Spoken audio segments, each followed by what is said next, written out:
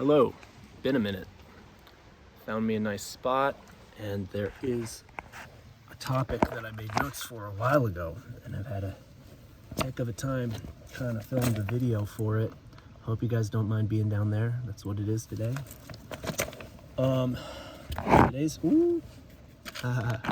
Today's topic is nervous system regulation,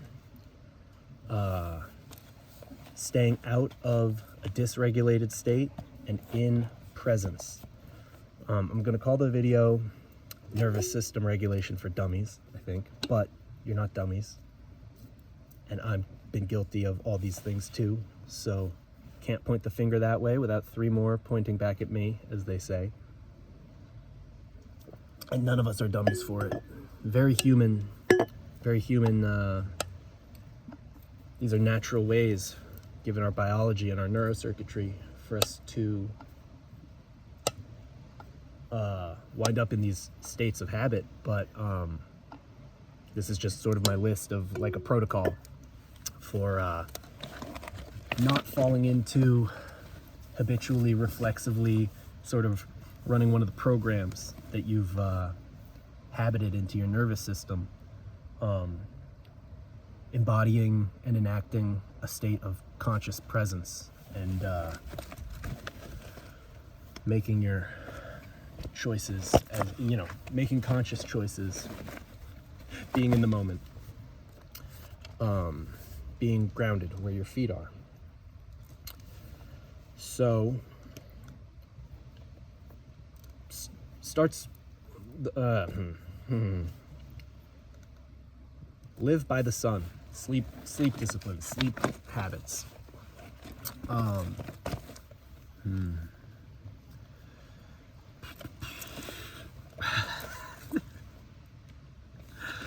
Overthinking the knees and stuff. Okay, this will work. Okay, so I'm gonna start. I sort of wrote them in the list order that I thought of them, but I'll try to go in a better order, more logical order here. So, sleep quality, sleep schedule, circadian rhythm. Doing your best to have one awakeness a day and one sleep a night. Rising with the sun, letting real sunlight into your eyes triggers your wake-up chemicals. And then 14 hours from when that happens, if you stay awake all day, is when your body will start to get drowsy, and sort of a hour and a half, 2 hour window to do your night routine and fall asleep commences. I think this is nervous system regulation for dummies, right? It's rather obvious. Sleep, diet, and exertion, right? Exercise or lifestyle, activity, etc., will be a lot of these protocol are directly related to that stuff that we all kind of have a sense is the key to this thing.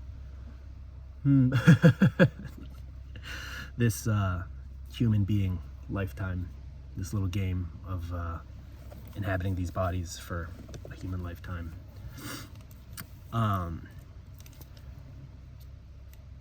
So yeah, sleep. Leave it at that. Lower screen time. So this is, in and of itself, not doom scrolling. Doom scrolling is not a conscious and present state. It's your neurocircuitry being hijacked and you turning into the meat robot of continuing to engage for the chemical reward of that the device offers. They are very helpful tools when used that way, but they are also time, energy, attention, life force parasites in another way. Demons. Here's a note that hopefully I'll edit and put back earlier. So hello, people at the beginning of the video. I'm later in the video now saying this to you. I'm gonna let that helicopter go by. Noise-wise.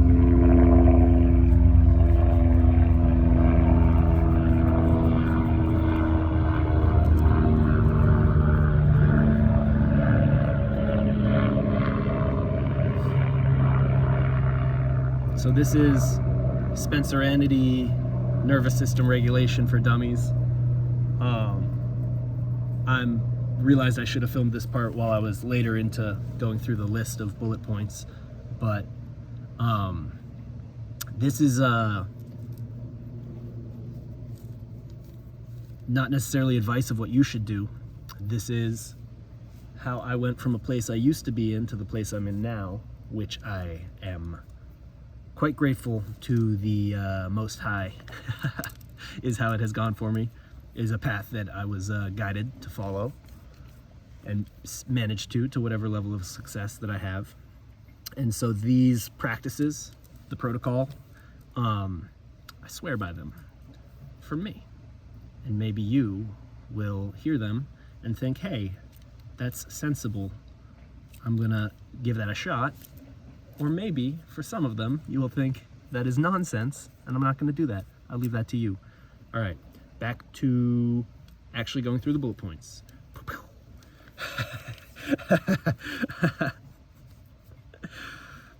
Lower screen time. So for one thing, doom scrolling is one of the nervous system getting hijacking the reins of the meat robot from your actual consciousness that lives inside the meat robot.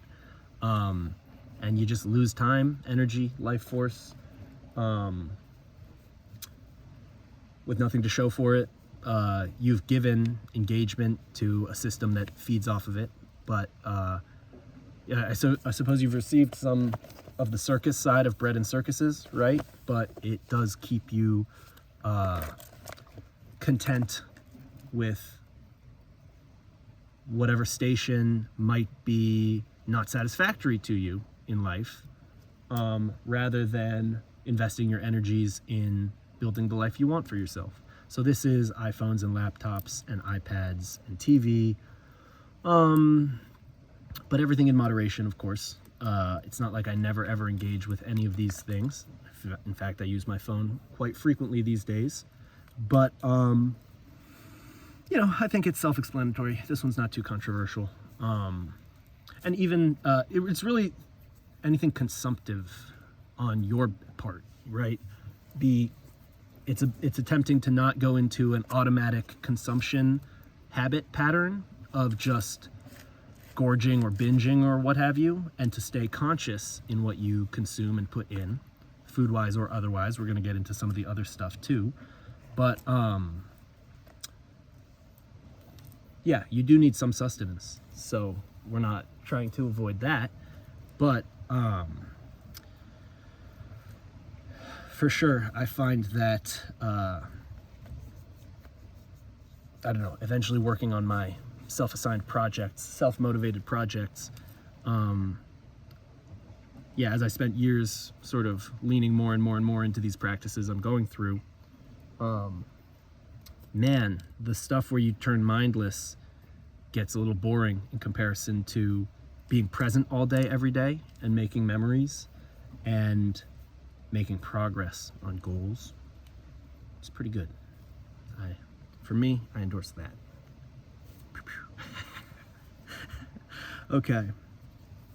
So yeah, I guess we could also talk about substances, right?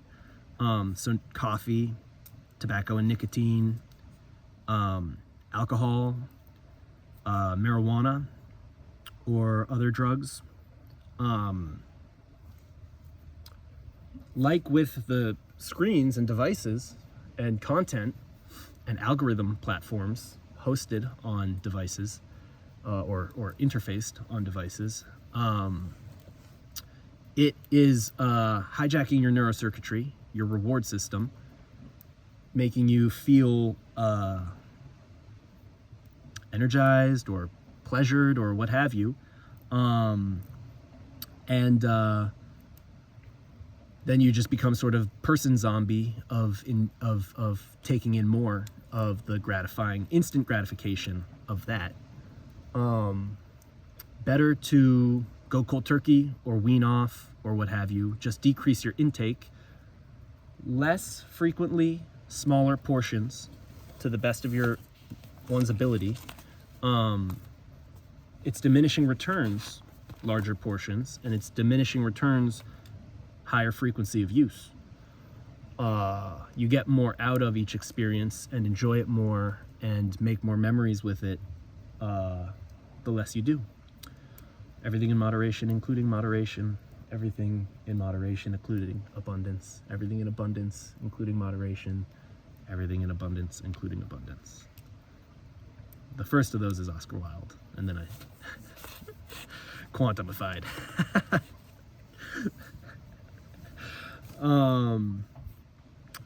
So, yeah, while we're on the, highs and lows of brain chemistry and things that hijack neurocircuitry, let's get to a controversial one, shall we? Definitely no porn. No visual aid on any of your devices is better for mind-body connection, relationship with your own sex organ, celibacy, and preservation of essence, as they say in Strangelove. Yeah, it's another thing.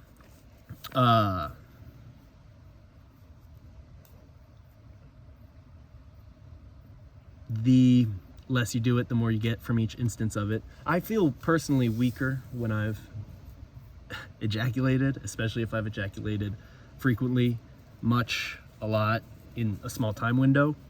And I feel more powerful the longer it's been that I have denied the flesh, as the Christians say. Although I think they're talking more about fasting. But in general, when you'll desexualize your mind a bit, you will, on a subconscious level, you won't be sort of thinking of sort of hypothetical sexual paths in your interactions with people, and you'll just, take the interactions for what they are. They'll go better. Maybe more people, in my experience, will have interest in things like that. It'll be up to you how much you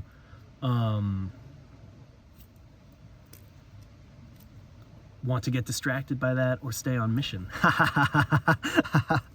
But saving it for the right person or right times with yourself.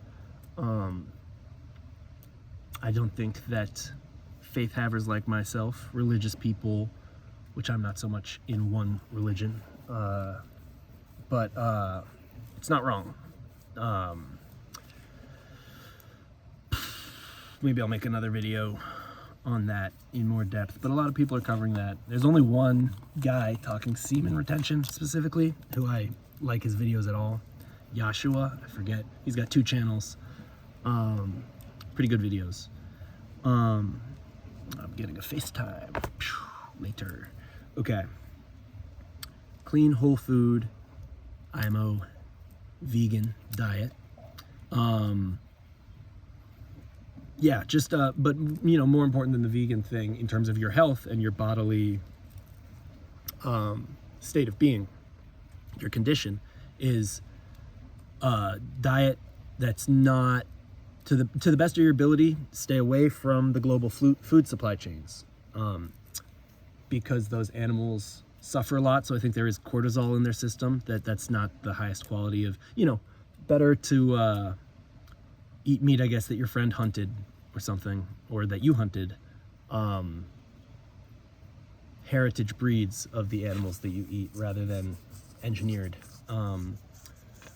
But plant-based diet to the best of one's ability, unprocessed foods, no additives, whole foods, etc. What has been shocking to me going vegan, I guess, among other things,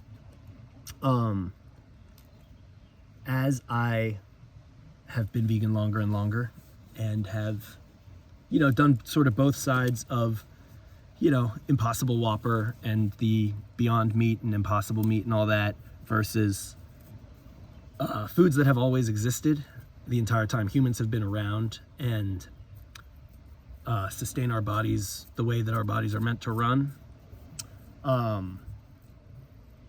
Man, then when I do go back and eat like Skittles are debatably vegan sometimes. So it's been a while now since I had Skittles, but like the last time that I had it, the experience of my body processing it, it was just not something that I thought I needed to increase my intake of. I'm sure it's quite possible I'll have them again.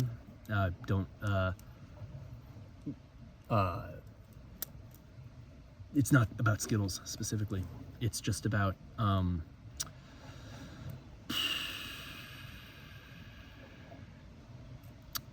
guarding your body against disease long term from malnourishment and too much of things that you don't need in your system all the time, that your system's constantly having to process, and fueling the meat robot to perform to its highest level and last as long as possible. No music, TV, reading, no music or TV or reading. So that kind of connects to lower screen time and all the stuff we've been talking about.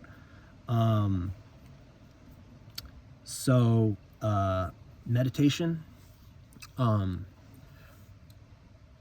breath focused meditation, also mind's eye sight focused meditation, where you just close your eyes and see whatever you get shown. Sometimes you can escape the consciousness of your ego, your self being this individual. You can just sort of be floating off somewhere. It's pretty nice. I have made a video, I think, on meditation. I might make more different types of meditations. Man, if you can sit undisturbed and meditate for however long you want, or decide to, however many breaths, or however long you want to set a timer on your phone, and just be present with whatever comes up in your consciousness. And especially if there's mosquitoes flying around. I've been working on this now, meditating while bugs are bothering me. Holy moly, does it level you out in life situations, or it helps you to learn to, it's a process. It's not one thing. Highly recommend. Okay. Soft tissue work, fascia work, bodily tension release, central nervous system communicating with the neurons that are screaming when you get to end range of your range of motion, telling them that they're wrong. That injury that they clamped down in order to heal is in the past. We're good now. You can release. We can get back to fluid, yada yada. I will make a whole different account, probably Instagram and TikTok actually, for this topic. But musculoskeletal, fascial functionality of the hardware side of the meat robot. Rewiring, literally, total game changer for mind-body connection, presence, mindfulness, etc. And you may find you have a spiritual or kundalini awakening. You may start to find yourself discovering faith in God, belief that the universe is one organism and that there's more beyond the universe that we are all tapped into. You may also find yourself processing unprocessed things from your past, feeling old emotions come up and moving through them, perhaps healing to some extent.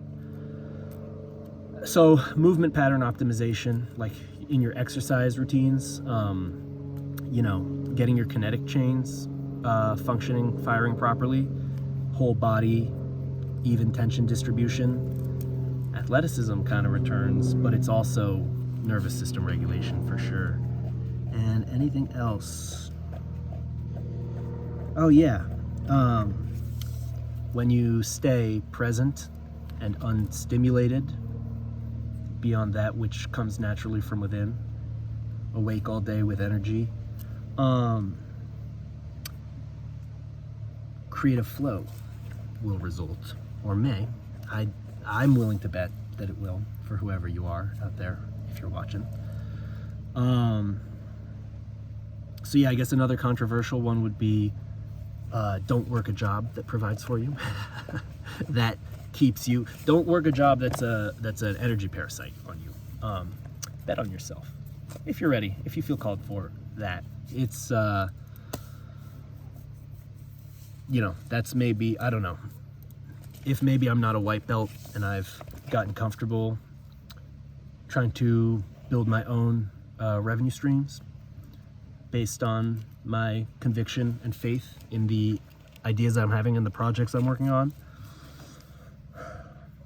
you know, that may not be actually for white belts. It's been since 2019, I guess I would say, the process of me figuring out how I wanted to live authentic to myself, and the result being these 6 or 7 years later, having this list here that I've sort of distilled some of it down to. It's obviously a lot easier said than done, and it's obviously a lot more complicated than it's been stated by me in this video, all this stuff. But yeah, this is, you know, I think there's a lot of byproducts to this, living by this protocol that I won't even, it would sound incredible and unbelievable if I tried to describe to you. So I would just say, whichever of these things sound to you like good ideas, I'd give them a shot and see what happens. And maybe come back to this video someday and see if you might not see some wisdom in the ones that you might right now be thinking are ridiculous. Okay, folks, I'm glad I finally got this video done. Peace and love, be well, go forth and prosper, and yeah, best wishes. Hope this video helped someone out there. Love y'all.